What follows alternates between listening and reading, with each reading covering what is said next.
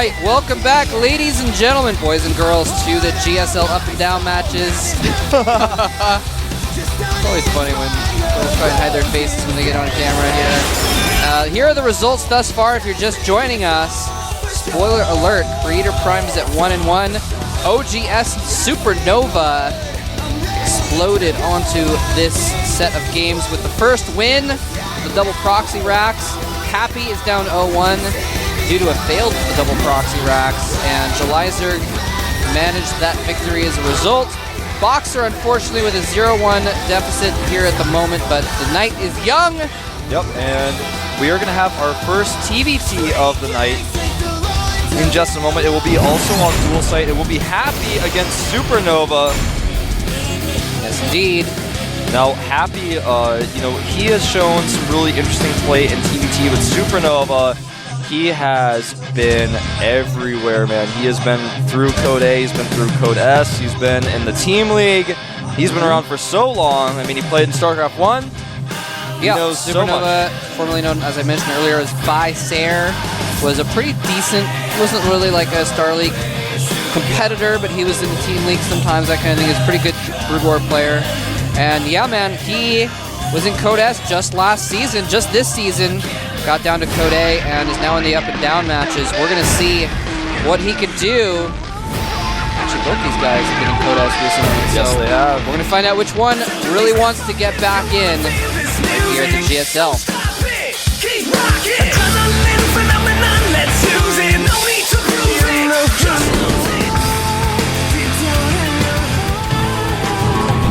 All right, up here in the top right of the map is our first Terran player.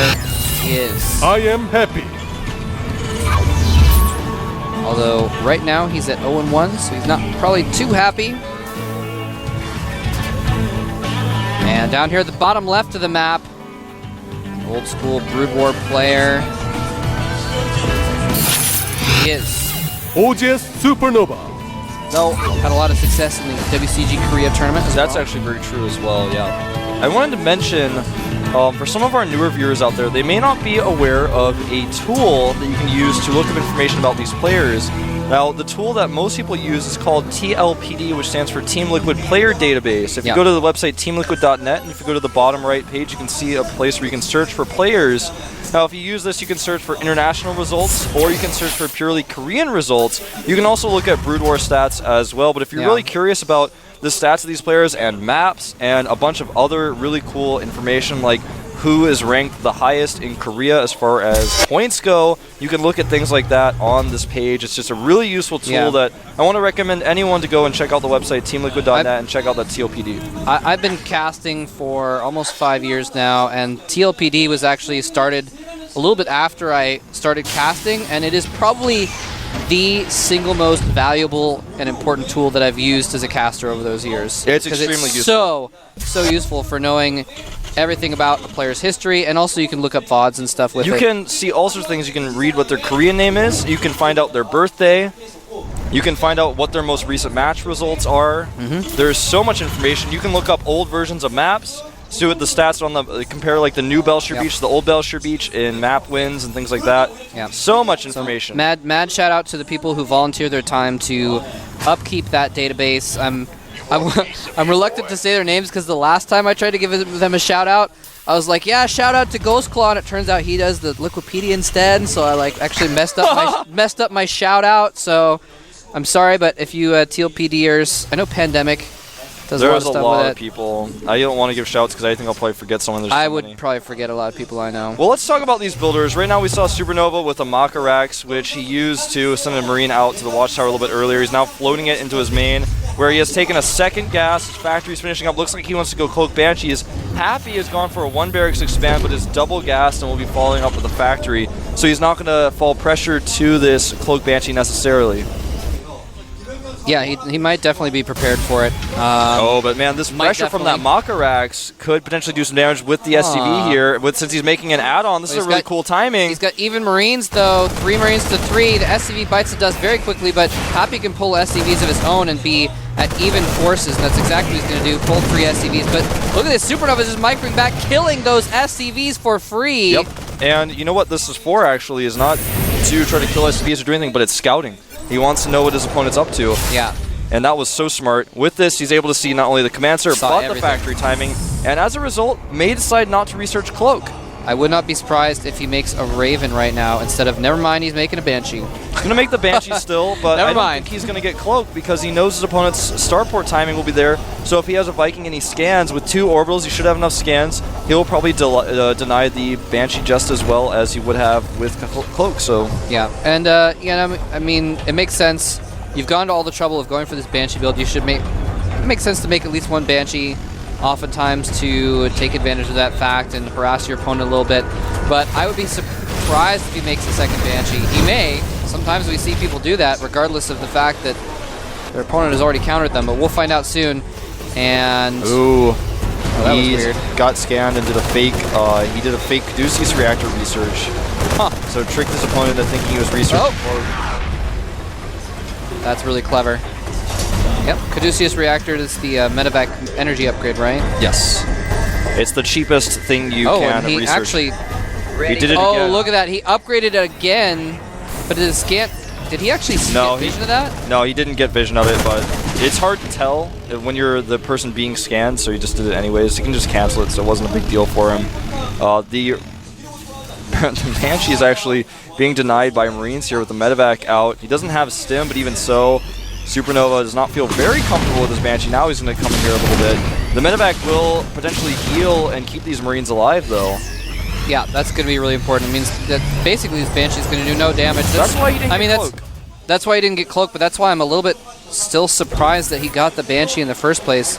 Oftentimes we see players, when they get scanned like that, or when they get scanned, or when they know their opponent's going to have something to counter them, they'll just get a Raven, because then they haven't over-invested or anything like that, and it ends up turning out better for them usually, I think. See how he can still use this Banshee to control the Watchtower and damage some of these units? I think that's the reason why he decided to go with it, because he invested so much already, and the Raven can be useful as well, but since he knew his opponent wouldn't have Cloak, he decided to go for the Banshee, and now he's actually his opponent is getting a Raven, interestingly enough. He's he's shown him several times Cloak research, so maybe that's why. Maybe.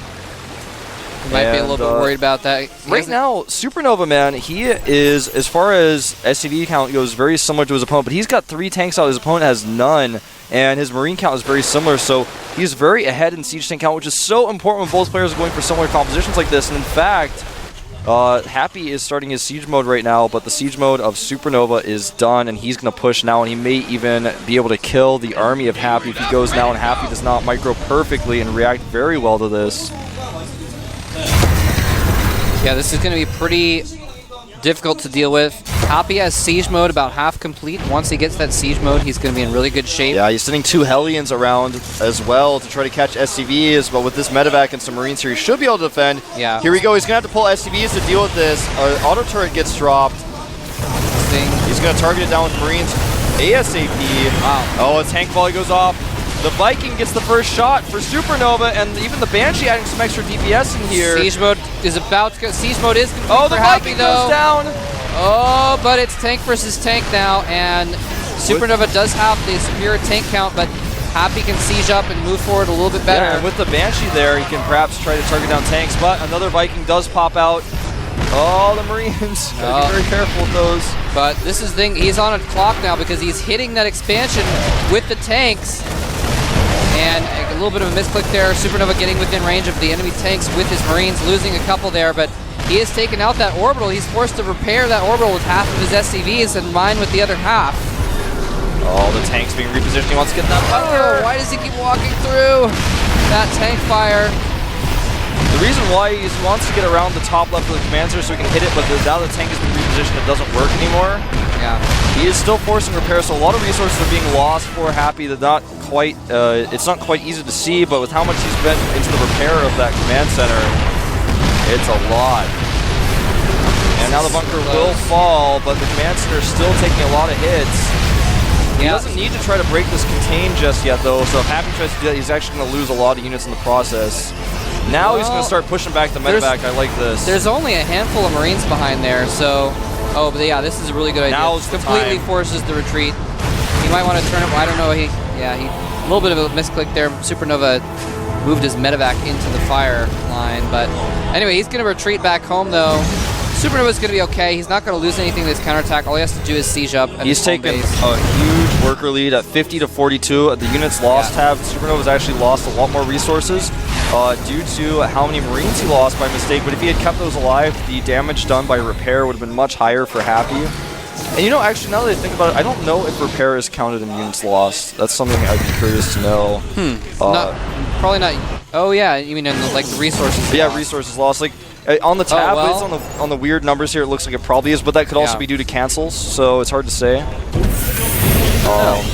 That's a good question. If you guys know the answer to that, tweet at Moltrap and ProxyWolf. Because that's something, it's not really common knowledge, I don't know. A nice siege up here by SuperNova, but also nice positioning of the buildings by Happy. He's not actually vulnerable at all. Viking count very high for Happy. He does push the Banshee and the Vikings of his opponent back, and SuperNova cannot stay here for long. He's going to be forced to retreat. The Raven, as we can see there, does have enough energy for a point defense drone if it came down to it. Happy's Raven, so he's going to have that advantage in the air. Does SuperNova have... He had a Raven before, but it did get killed? Or am I just... No, he never made one. He never made one. Okay, I'm sorry. So, yeah, it's going to be a distinct advantage for Happy in the Air Force then. Right now, the Siege Tank Force still in SuperNova's favor. His Marine count is higher as well. And he has just taken the Viking lead, but like you were saying with the Raven, that kind of changes things. We're going to see a Marine fight another Marine. +1 is on the way for SuperNova, and Happy does not have any infantry upgrades. He's actually going to outposition his opponent here. This is really unique and interesting by SuperNova, how he's approaching here. He really wants to hit this natural. He may force a cancel on his command center, but he's losing units as a result. Point defense run goes down. The Viking battle going to go in Happy's favor now. Yeah, Happy's going to definitely take that air battle. He forced the cancel of the command center, though. SuperNova is just intent on putting on more and more pressure. He doesn't want to let up the pressure on Happy. It is awesome. He's just pressuring the left, pressuring the bottom, pressuring the left again, and never really fully falling back. And in the meantime, double command centers going up for SuperNova right now in the background. He's going to double expand off this. Hold that thought as we do have another push here. He's going to kill one of these command centers of Happy. One scan. He does cancel the first. Second one's still on the way, though. Happy just has a lot of resources he can't spend. He loses a few Vikings to Marines. Oh, wow. SuperNova is just so bold, man. I've never seen anyone be as relentless with pressure like this. Happy could break out at any time, but he's so scared. SuperNova is just... I mean, he is mentally pressuring him more than he is physically pressuring him here. Yeah, he's like bullying him, and it's making hold that thought. He's going to try and break out, and half of SuperNova's Marines are in medevacs right now, which is going to turn out well for SuperNova because Happy is not going all in with this break. Well, in some ways it will, but he's going to lose a lot of SCVs in his main base during this.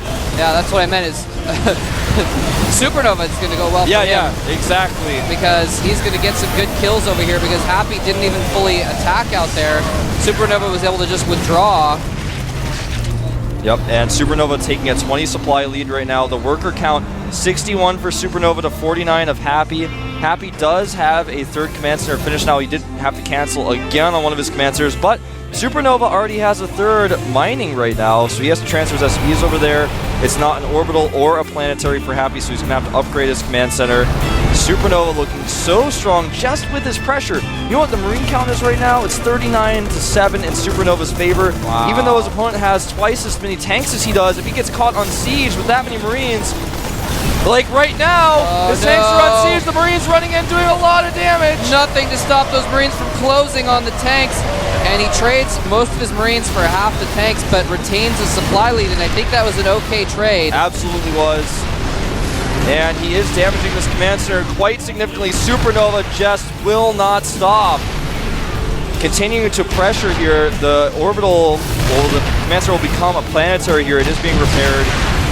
And SuperNova will have to retreat with the majority of his tanks. He's actually bringing in a second wave, man. He will not stop. He will not retreat. Wow. Absolutely relentless pressure from SuperNova, putting on more and more pressure. And here's the thing. I mean, Happy, he's kind of been behaving like, okay, if I can just hold tight and sit back long enough, I'll have the advantage later on. And that's kind of working, except SuperNova is going to have extra bases in a moment. In fact, I don't know why he hasn't floated that extra command center out to a 4th. He's had it finished for a while.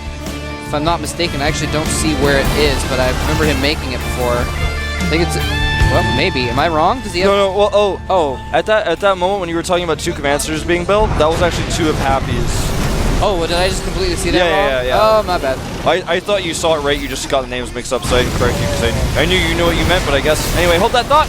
More tanks being unsieged and getting caught by the Bioforce of SuperNova.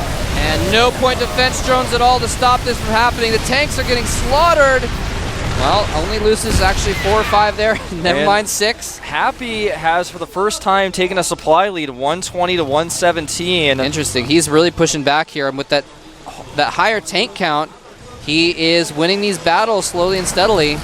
Oh, we're going to see a Marauder drop here that will change the tide, though. Oh, wow. Beautiful. 3 tanks down, 4 tanks down. 3 or 4. I actually didn't catch how many exactly it was, but a lot of tanks destroyed. He's going to take even more out, pushing forward here, and SuperNova takes a huge lead in supply, and the tank count is now even. Hellions do hit the base of SuperNova here. There are no SCVs, but he does stop the command center being made. Will he get any more SCVs here? The blue flame is done, and he gets a few more. The worker count now 62 to 56, still in SuperNova's favor. And Moltrap, I feel like the multitasking for SuperNova here is just insane with how much pressure he's been able to put on. He's relentless. He never stops. He catches tanks unsieged. He attacks at different angles. He defends against Hellion harass. He is unstoppable right now. And his production has not let up at all. His macro has been impeccable. He's been making extra bases. And I was wrong. He actually fell behind in the command centers before, but now he is taking the lead, finishing that command center at the left side of the map.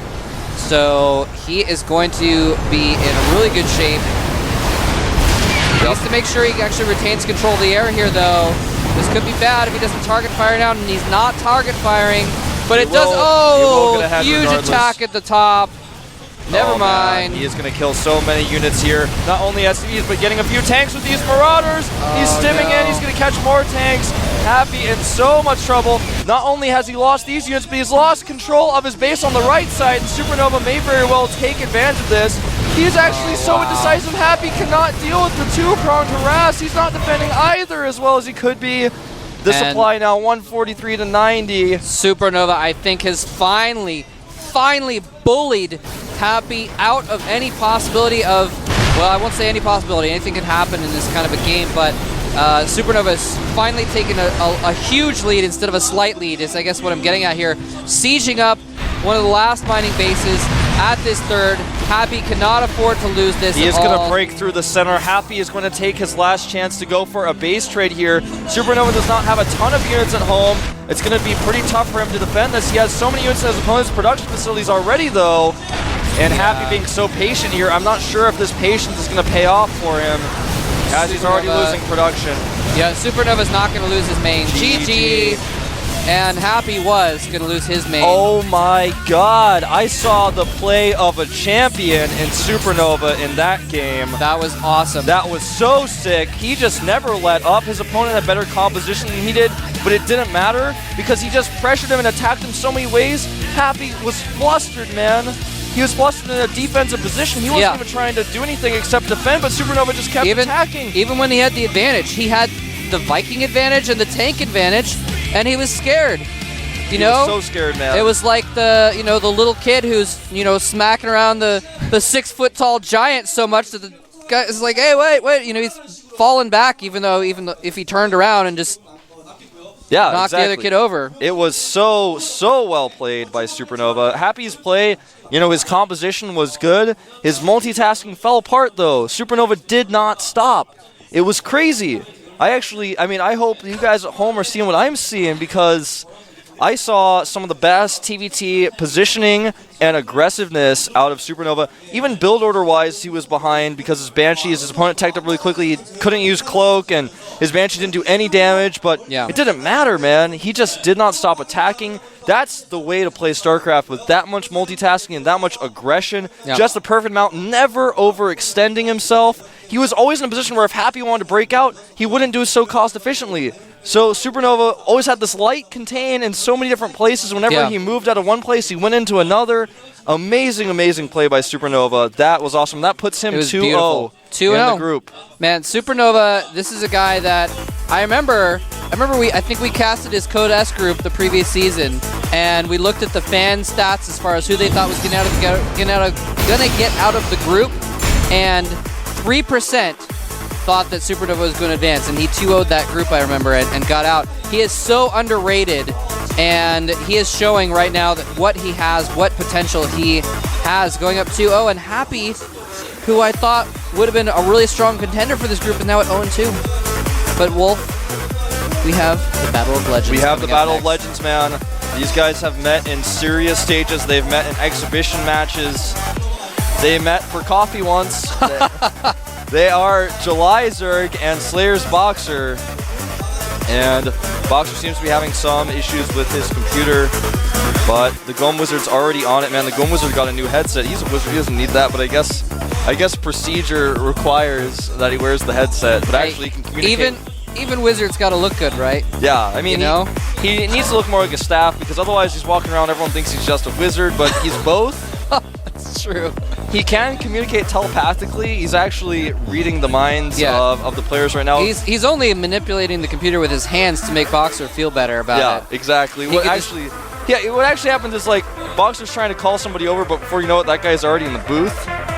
Is it just me, or is the Gom Wizard, man, he's trying too hard today. He's even looking at a clipboard. That's not necessary. What is he going to get from a clipboard? He's going to fix the computer? He's looking at a clipboard? What? What does he need the clipboard for? I guarantee you, man. It's for show, man. It's for show. He's like looking at the clipboard. He's like, so your FPS is dropping? He like flips through some pages. He's like, have you been experiencing any discomfort? He like asks him a bunch of questions. He's like, how does it make you feel? But actually, during all of this, he's in the background fixing all of the problems. Well, it's like, have you seen the movie The Incredibles? The 3D animation movie. Oh, is this the movie with the superheroes? Yeah. Okay. Yeah. So spoiler alert on that movie, right? It's like the kid, the male kid, the son, who he's so fast, but when he goes for the track competitions, he has to like hold back and be like, oh no, I'm behind for a little while, so it looks like he's not 100 miles per hour kid. And then at the end, he's like, oh, I barely got ahead, and I accidentally won barely by the slimmest of margins. You have to hold up appearances so people don't suspect that you're actually a wizard, capable of magic. Oh, man, I actually, now that you remind me of that movie, I remember when I watched that movie, I thought it was so well done. I loved that movie. It was a good movie, so much, man. actually. I might have to go rewatch that. There are some movies that people don't expect to be good that end up being good. Like, I don't care. I've talked about this on Cast 4 with Doa. Mm-hmm. Like, the Speed Racer movie is actually one of the best movies that has ever been made. That probably showed me that movie too. Well, the thing is, like, I don't mean like the best movies ever made, but the best movie, like, it's the movie that nobody expected. Hey, by the way, I was talking to this guy. That sign says that I waited 8 years to see Boxer. This guy has been stationed in Korea at multiple occasions, and it says at the bottom, it says, "Today I came." Yep. He came to see Boxer, man. I'm sorry, but you were talking about Speed Racer. Yeah. Anyway, so. It's one of those movies nobody expects to be good, but it turns out to be pretty well executed, and I was really happy with the Speed Racer movie. I just wanted to put that out there. I was maybe a little too confused to actually get it, but did you watch Speed Racer as a kid? Did you watch? No, see that's why is like I never really watched the show, and so it apparently is like a really good remake of the show, and I just didn't get it. If you're a fan, like you just get it. Was it you or Doa that made me watch that? I made you watch it. That was you, me. okay. Spoiler alert, there's a moment in Speed Racer in the movie. Don't listen to me if you like haven't seen the movie or you don't know anything about it. Where, he sees his brother who's now Racer X during this, and he thinks it's his brother. He's driving with him. He's like, you drive just like my brother. And he takes his mask off, and it's not his brother because he has plastic surgery, and Speed's just like, it's not my brother. But it's just like this epic moment in the movie, man, because if you're a fan, you know it is his brother, but it's just so well done. So, love that movie, man. It's just like, it's a kid's movie, okay? I will admit that, but it's like, it's just well done. It's well made. Speaking of things that you don't expect to be good that were really good, this is completely random, but guess what I saw the other day? What did you see the other day? I saw Legally Blonde, the musical. And it was awesome. It was awesome. Yeah, the program even said, like, the first line of the program was, now, when you think of movies that you would expect to be turned into musicals, Legally Blonde isn't one of them. But here's why we did it, and it actually was really well done. I thought it's actually a pretty good story. Okay. Personally. Well, I can't. If you live can't say that I've never seen it. if you live in the Sacramento area, there's the community theater doing a stage production of Legally Blonde right now. You can go see it. Anyway, we're going to get started with Boxer versus Jelizerg, which is going to be even better than Legally Blonde the musical, I guarantee it. All right.